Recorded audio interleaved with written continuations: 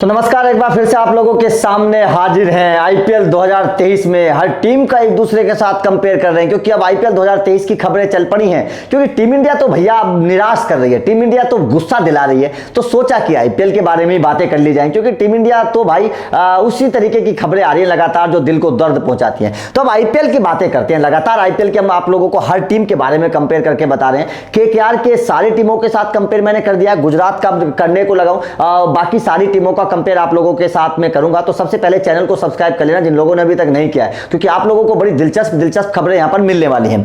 देखिए, अब मैं गुजरात का कंपेयर करता हूं, क्योंकि गुजरात की टीम पिछली बार की चैंपियन थी। तो जाहिर तौर पर आप लोगों के जहन में सवाल जरूर होगा कि इस बार गुजरात की टीम बाकी टीमों के मुकाबले कितनी ताकतवर है। तो मैंने 3-4 टीमों के खिलाफ मैंने उनका कंपेयर कर दिया। आप जाकर चैनल पर वीडियो देख सकते हैं कि किस टीम के खिलाफ गुजरात की टीम कैसी है और क्या इस बार भी चैंपियन बन पाएगी। यह बहुत बड़ा सवाल है। लेकिन अब की बार एसआरएच के बारे में बात करेंगे कि गुजरात की टीम एसआरएच के खिलाफ कैसी है, कितनी मजबूत है। पिछली बार एसआरएच की टीम ने सबको हैरान कर दिया था। शुरुआत के 5 मैच लगातार जीत लिए थे एसआरएच ने। ऐसा लग रहा था कि शायद चैंपियन बन जाएगी। अपनी तेज रफ्तार की गेंदबाजी के साथ सबको हैरान कर दिया था एसआरएच ने। लेकिन उसके बाद में पटरी से ऐसी डिरेल हुई एसआरएच की टीम कि फिर दोबारा से पटरी पर नहीं लौट पाई और बाहर हो गई। तो एसआरएच की टीम अनप्रेडिक्टेबल टीम है आईपीएल के इतिहास की।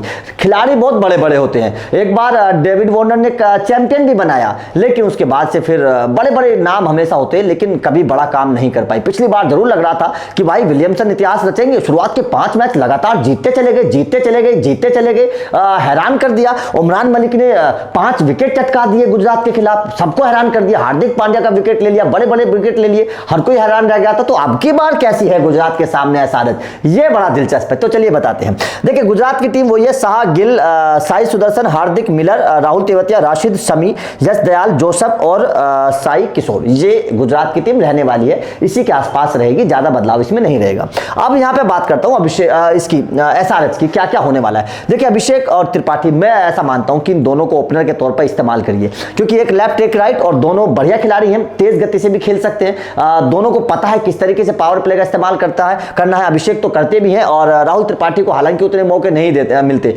लेकिन मेरा मानना है कि 2023 में राहुल त्रिपाठी को हर मुकाबला खिलाइए। 2023 में राहुल त्रिपाठी को हर मुकाबला खिलाइए, ओपनर के तौर पर इस्तेमाल करिए। ये खिलाड़ी आपके लिए बहुत बेहतर करेगा। उसके बाद में मार्करम अच्छी फॉर्म में है, गजब की फॉर्म में। मेरे हिसाब से तो मार्करम को अगर कप्तान भी बना दे एसआरएच तो कोई नुकसान उसमें है नहीं। उसके बाद में फिलिप्स, भाई गजब की फॉर्म में, घातक फॉर्म में है फिलिप्स। उसके बाद में अब्दुल समद, एक सबसे कमजोर कड़ी एसआरएच की जो मुझे अभी तक नजर आ रही है। हालांकि एसआरएच को इसका रिप्लेसमेंट खोजना पड़ेगा अगर कुछ बेहतर करना है, वरना मामला गड़बड़ हो जाएगा। नंबर 6 पर मुझे अभी भी लगता है कि एसआरएच के पास कोई खिलाड़ी नहीं है ऐसा जो नंबर 6 पर खेले। तो मेरे हिसाब से एसआरएच को अभी काम करना पड़ेगा नंबर 6 के लिए, जो बेहतर खिलाड़ी खोजना पड़ेगा। पैसे हैं उनके पास, पैसे सबसे ज्यादा है एसआरएच के पास। काव्या मारन ने बहुत अच्छी तरीके से रिलीज किया है खिलाड़ियों को। तो मेरे हिसाब से जब ऑक्शन में जाएंगी काव्या मारन तो बहुत अच्छा तरीके से एक फैसला लेंगी। वॉशिंगटन सुंदर गजब की फॉर्म में, बल्ले से और गेंद से कमाल कर रहे हैं। भुवी थोड़ा सा कमजोर मुझे नजर आ रहे हैं, हल्की सी कमजोर कड़ी थोड़ी सी। उमरान मलिक एकदम ताकतवर फॉर्म में, भाई सबसे घातक गेंदबाजी इस वक्त कर रहे हैं। मार्को जैनसन गजब गजब गजब, इस खिलाड़ी के गेंदबाजी से भी मैं बहुत प्रभावित हूं। नटराजन का मैं हमेशा बहुत बड़ा फैन रहा हूं, उनकी गेंदबाजी का मैं हमेशा बोलता हूं कि नटराजन को टीम इंडिया में आना चाहिए। तो अब इन दोनों टीमों में कौन सी टीम कहां पर ताकतवर है, कहां पर कमजोर है, ये डिस्कस करते हैं। तो देखिए, सबसे पहले ओपनर के तौर पर अभिषेक शर्मा, राहुल त्रिपाठी, शाह, गिल।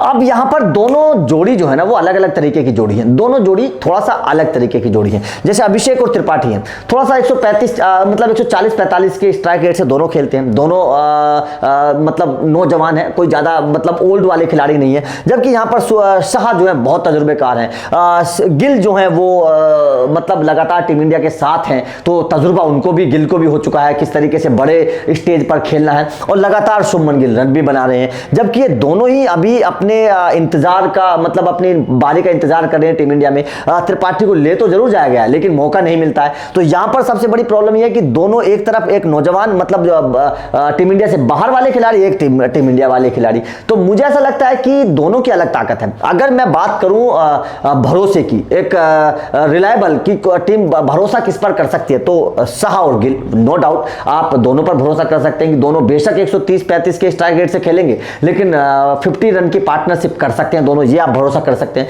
इस पर आप भरोसा कर सकते हैं कि बेशक ये बड़ी पारी ना खेलें, लेकिन ये अच्छे स्ट्राइक रेट से खेल सकते हैं। तो ये दोनों की अलग अलग ताकत है। लेकिन फिर भी मैं मानता हूं कि थोड़ा सा अगर मैं ओपनिंग पार्टनरशिप को कंपेयर करूं तो 60-40 मैं रखना चाहूंगा, दोनों को मैं रखना चाहूंगा। लेकिन मैं थोड़ा सा इसको ज्यादा मार्जिन दे रहा हूं क्योंकि शुभमन गिल यहां पर शानदार फॉर्म है और दोनों टेक्निकली भी बहुत स्ट्रांग है गुजरात के जो बल्लेबाज हैं। इसीलिए देखिए, गुजरात की आप एक चीज समझिएगा, 2022 में गुजरात की ताकत क्या थी। 2022 में ये नहीं था गुजरात ने हर मैच में 200 रन बनाए थे। गुजरात 150, 55, 60 रन के आसपास बनाती थी, ज्यादा रन गुजरात ने नहीं बनाए। लेकिन गुजरात अपनी रणनीति, अपनी गेंदबाजी से मुकाबले जीतती थी। या फिर अगर विपक्षी टीम ने रन बना दिए तो आखिरी ओवर में जाकर कभी राहुल तेवतिया ने जिता दिया, कभी राशिद खान ने जिता दिया, कभी मिलर ने जिता दिया। इस तरीके से वो आखिरी ओवर में आखिरी गेंद पर जीतते थे। वो मुकाबला आखिरी ओवर तक जाता था। कई लोग तो ये भी बोलने लगते थे कि गुजरात की टीम लकी है कि ऐसे मुकाबले जीत जाती है। वो लक नहीं होता है, वो जीतने पड़ते हैं। आपको आखिरी 2 गेंदों पर 2 छक्के लगाने पड़ते हैं।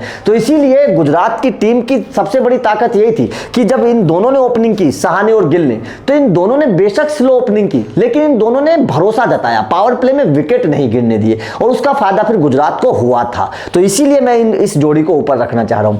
अब यहां पर बात आती है नंबर 3 की। साई सुदर्शन है यहां पर और यहां पर मार्करम है। नो डाउट मार्करम को मैं ऊपर रखूंगा, बड़े बल्लेबाज हैं, फॉर्म में भी हैं, रन भी बना रहे हैं, काबिलियत भी ज्यादा है, तो मार्करम को मैं ऊपर रखूंगा। अब यहां पर नंबर 4 पर बहुत तगड़ी टक्कर है मेरे भाई, फिलिप्स हैं और हार्दिक पांड्या है। बहुत तगड़ी टक्कर है, बहुत तगड़ी टक्कर है। अब आप बोलेंगे, हो सकता है कि बहुत से लोग मेरी बात से इत्तेफाक ना रखें क्योंकि अपने अपने फैंस की बात होती है, लेकिन जिस तरीके की फॉर्म में ग्लेन फिलिप्स है भाई, शतक जड़ चुके हैं T20 में, कमाल की फॉर्म में है, बहुत बेहतर तरीके से रन बना रहे हैं, अपनी टीम के लिए धुआंधार तरीके से रन बना रहे हैं।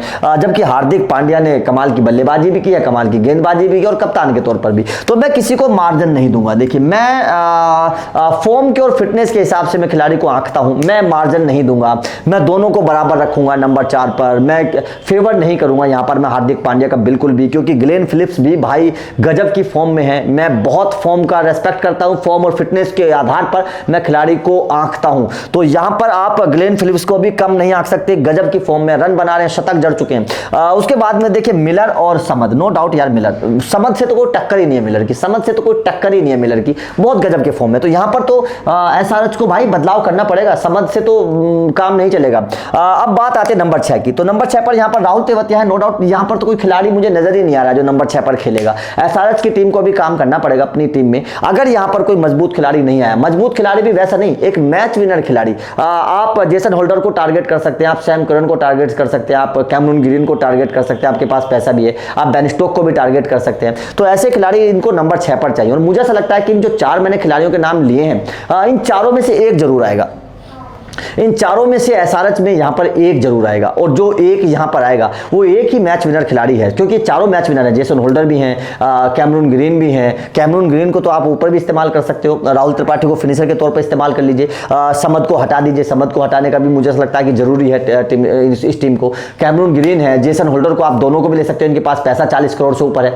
उसके बाद में आप बेन स्टोक को भी ले सकते हो, आपके पास सैम करन का लेने का भी ऑप्शन है, क्योंकि आपको ऑलराउंडर चाहिए, आपको ऑलराउंडर चाहिए। और सबसे बड़ी बात क्या है कि मार्करम, फिलिप्स और उसके बाद में मार्को जेनसन, 3 आपके पास केवल विदेशी खिलाड़ी हैं, चौथे विदेशी खिलाड़ी को खिलाने का स्लॉट भी है आपके पास। तो मेरे हिसाब से आप यहां पर खिला सकते हो। तो ये एक सबसे बड़ा ऑप्शन है यहां पर इनको खिलाने का कि एक विदेशी खिलाड़ी और एक भारतीय। ये ऑलराउंडर इनको चाहिए और हर कीमत पर चाहिए, हर कीमत पर अच्छे, क्योंकि इनके पास पैसा है। आप पैसे का इस्तेमाल सही तरीके से करिए, अच्छे खिलाड़ियों को खरीद के आप चैंपियन बन सकते हैं, क्योंकि आपके पास गेंदबाजी बहुत मजबूत है। तो यहां पर नंबर 6 पर भी कोई नहीं है सनराइजर्स हैदराबाद के पास, यहां भी मुझे कमजोर नजर आ रही है। अब नंबर 7 पर राशिद खान, सुंदर।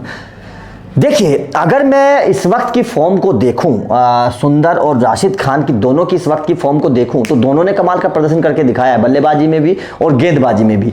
लेकिन स्टेटस के तौर पर राशिद खान बहुत बड़े हैं, मैच विनिंग परफॉर्मेंस देते हैं। तो यहां पर मैं 60-40 का रेशियो रखूंगा, 60-40 का रेशियो रखूंगा, इसमें कोई डाउट नहीं है। इसमें मैं देखिए ये रखना पड़ेगा, क्योंकि राशिद खान बड़े गेंदबाज हैं, ये बात आप भी समझते हैं। अब बात करते हैं शमी और भुवनेश्वर कुमार। नो डाउट शमी और भुवनेश्वर कुमार में शमी मुझे ऊपर नजर आ रहे हैं, विकेट भी ले रहे हैं, कमाल की गेंदबाजी कर रहे हैं। भुवनेश्वर कुमार मुझे उस तरीके की गेंदबाजी करते हुए नजर नहीं आ रहे हैं, विकेट उस तरीके से नहीं निकाल पा रहे हैं, जबकि शमी ने उस तरीके से प्रदर्शन करके दिखाया है। अब बात करते हैं यहां पर यश दयाल और उमरान मलिक की, तो no doubt Umran Malik, no doubt मैं उमरान मलिक को इस वक्त ऊपर रखूंगा। वो इसलिए क्योंकि रफ्तार उनके पास है, विकेट वो चटका रहे हैं, कमाल की गेंदबाजी वो करके दिखा रहे हैं, तो उमरान मलिक को मैं यहां पर ऊपर रखूंगा, नो डाउट। कोई भी इंसान उमरान मलिक को जिस तरीके की फॉर्म में है, जैसी रफ्तार उनके पास है, कोई भी उमरान मलिक को किसी भी गेंदबाज के सामने ऊपर रखेगा, तो उमरान मलिक यहां पर ऊपर रहेंगे। अब यहां पर है नंबर 10 पर जोसेफ और मार्को जेनसन। देखिए बहुत तकड़ी टक्कर है, क्योंकि दोनों होनहार खिलाड़ी हैं, दोनों नौजवान खिलाड़ी, दोनों के पास रफ्तार है, दोनों के पास उछाल है, क्योंकि दोनों लंबे कद के गेंदबाज हैं, दोनों के पास उछाल है। लेकिन मार्को जेनसन ने बहुत शानदार प्रदर्शन 2022 में करके दिखाया था। 2022 में बहुत अच्छा प्रदर्शन मार्को जेनसन ने करके दिखाया, तो मैं बड़ा प्रभावित हुआ हूं मार्को जेनसन की गेंदबाजी से। मैं इस गेंदबाज से बहुत प्रभावित हुआ। जब इंडिया की टीम साउथ अफ्रीका गई, तब मार्को जेनसन ने टीम इंडिया को बहुत परेशान किया, विकेट चटकाए। उसके बाद में लगातार प्रदर्शन बेहतर मार्को जेनसन करते रहे हैं, बड़े बड़े गेंदबाजों के बीच अपनी छाप छोड़ते रहे हैं। तो वहीं जोसेफ ने भी अच्छी गेंदबाजी की है, तो यहां पर भी टक्कर बराबर की है। मैं यहां भी दोनों को 50-50 रखूंगा। दोनों गेंदबाजों की टक्कर बराबर की टक्कर है, इसमें कोई डाउट नहीं है। अब बात करते हैं नंबर 11 की, तो साई किशोर और नटराजन, या नटराजन नो डाउट, नटराजन बहुत ऊपर मुझे नजर आते हैं। विकेट टेकिंग मामले में नटराजन ऊपर नजर आते हैं, बहुत बड़े गेंदबाज है, आखिर के डेथ ओवर के बहुत बड़े गेंदबाज है, विकेट टेकर गेंदबाज है। अब देखिए यहां पर नो डाउट, देखिए कोई भी टीम अगर आंकेगी, कोई भी टीम अगर देखेगी सनराइजर्स हैदराबाद की गेंदबाजी को, तो एक नजर में पसंद आ जाएगी। सनराइजर्स हैदराबाद की जो गेंदबाजी है, एक नजर में पसंद आ जाएगी किसी भी इंसान को। अब बात यहां पर करते हैं, लेकिन बात क्या है, पल्ला भारी होता है बल्लेबाजी में, मध्यम क्रम में, ऑलराउंडर्स में। यहां पर कौन सी टीम कैसी मजबूत है, तो वो एक बार डिस्कस कर लेते हैं। टॉप 4 का मैं हमेशा डिस्कस करता हूं, अभिषेक शर्मा, त्रिपाठी, मार्करम और फिलिप्स। यहां पर साहा, गिल, साई सुदर्शन, हार्दिक पांड्या। तो मुझे ऐसा लगता है कि यार टॉप ऑर्डर मुझे सनराइजर्स हैदराबाद का बहुत मजबूत नजर आ रहा है, क्योंकि सारे बल्लेबाज मतलब घातक रन बनाने वाले हैं, 145-50 की स्पीड से खेलने वाले हैं चारों बल्लेबाज, अभिषेक भी, त्रिपाठी भी, मार्करम भी, फिलिप्स भी, चारों बल्लेबाज 150 की रफ्तार से खेलने वाले हैं। जबकि ये जो बल्लेबाज है साहा, गिल, साई, हार्दिक, ये 150 वाले नहीं है, ये 35-40 और ये ऊपर के दोनों तो 30-35 वाले ही हैं। तो यहां पर भरोसा तो आप कर सकते हैं गुजरात के इन बल्लेबाजों पर, लेकिन एसआरएच के बल्लेबाजों के पास रफ्तार भी है, वो धुआंधार बल्लेबाज है चारों, अभिषेक, त्रिपाठी, मार्करम और फिलिप्स, चारों धुआंधार बल्लेबाज हैं, चारों के पास रफ्तार है, तेज गति से रन भी बना रहे, फॉर्म भी है, चारों के पास फॉर्म भी है, ये भी प्लस पॉइंट है एसआरएच के पास। तो इस बार एसआरएच की टीम का टॉप ऑर्डर मुझे बहुत मजबूत नजर आ रहा है, बहुत मजबूत नजर आ रहा है। लेकिन मध्यम क्रम में बात आकर बिगड़ जाती है एसआरएच की, मध्यम क्रम में तो कमर टूट रही है एसआरएच की, बहुत बड़ी कमजोरी है, क्योंकि यहां पर मिलर, राहुल तेवतिया, राशिद है, और यहां पर समद है, और कोई मुझे नजर नहीं आ रहा है। तो मध्यम क्रम में एसआरएच की कमर टूट गई आकर, जो मध्यम, अगर ऊपरी क्रम ढह गया, अगर ऊपरी क्रम के बल्लेबाज एसआरएच के आउट हो गए, तो मध्यम क्रम संभालने वाला नहीं है, फिर गेंदबाजों पर बात आ जाएगी, एकदम लुढ़क जाएगी, जो बिल्डिंग है ना एसआरएच की, वो एकदम। तो इसलिए सनराइजर्स हैदराबाद को अपना मध्यम क्रम मेरे भाई मजबूत करना पड़ेगा। अगर मध्यम क्रम मजबूत नहीं होगा, तो मामला सनराइजर्स हैदराबाद के साथ भी गलत हो जाएगा। लेकिन सबसे बड़ी बात, अगर हम यहां गेंदबाजी के तौर पर देखें, स्पिन गेंदबाजी के तौर पर देखें, तो यहां पर राशिद खान है और यहां पर साई किशोर है, लेकिन यहां पर मुझे मार्करम एक गेंदबाज स्पिन के तौर पर नजर आ रहे हो, सुंदर। तो यहां पर स्पिनर के तौर पर वो इनके पास वो विकेट टेकर वाला ऑप्शन, मतलब जो एकदम मिस्ट्री स्पिनर वाली बात होती है, वो मिस्ट्री स्पिनर नहीं है। सुंदर जरूर अच्छे स्पिनर है, शुरुआत में आकर मतलब कसी हुई गेंदबाजी करते हैं, बहुत बेहतर, उनका साथ देने के लिए कोई नहीं है, सुंदर का साथ देने के लिए कोई नहीं है। स्पिन अगर पिच होगी, तो यहां पर मतलब इनके पास सनराइजर्स हैदराबाद के पास वो स्पिन डिपार्टमेंट में थोड़ी सी मुझे वीकनेस नजर आती है, स्पिनर इनके पास कम है। लेकिन तेज गेंदबाजी में मेरे भाई Bhuvneshwar Kumar, Umran Malik, Marco Jansen, T Natarajan, चारों क्वालिटी के तेज गेंदबाज हैं, चारों क्वालिटी के तेज गेंदबाज हैं। और अगर छठे नंबर पर भी जो अभी एक ऑलराउंडर लेने की तलाश करेगी सनराइजर्स हैदराबाद, अगर सैम करन, कैमरून ग्रीन, इस तरीके के जेसन होल्डर, इस तरीके का कोई ऑलराउंडर आ गया, तो तेज गेंदबाजी के तौर पर और भी मजबूत हो जाएगी सनराइजर्स हैदराबाद। अगर यहां तेज गेंदबाजी में मैं देखूं, तो यहां पर हार्दिक पांड्या बिल्कुल जरूर अच्छी गेंदबाजी करते हुए नजर आ रहे हैं, मोहम्मद शमी जरूर, यश दयाल जरूर अच्छी गेंदबाजी, जोसेफ जरूर अच्छी गेंदबाजी करते हुए नजर आ रहे हैं। तो कुल मिलाकर एक मिला जुला कॉम्बिनेशन है सनराइजर्स हैदराबाद और गुजरात टाइटंस का, तेज गेंदबाजी में एक मिला जुला कॉम्बिनेशन है, क्योंकि हार्दिक भी 140 की रफ्तार से गेंदबाजी कर रहे हैं, विकेट भी ले रहे हैं, ऐसा बात नहीं है कि विकेट नहीं चटका रहे, विकेट भी ले रहे हैं। उसके बाद में शमी विकेट ले रहे हैं, 140 की रफ्तार मोहम्मद शमी के पास भी है, जोसेफ भी 140 की रफ्तार से गेंदबाजी करते हैं, विकेट वो भी ले रहे हैं। तो 140 की रफ्तार वाले 3 गेंदबाज इनके पास हैं।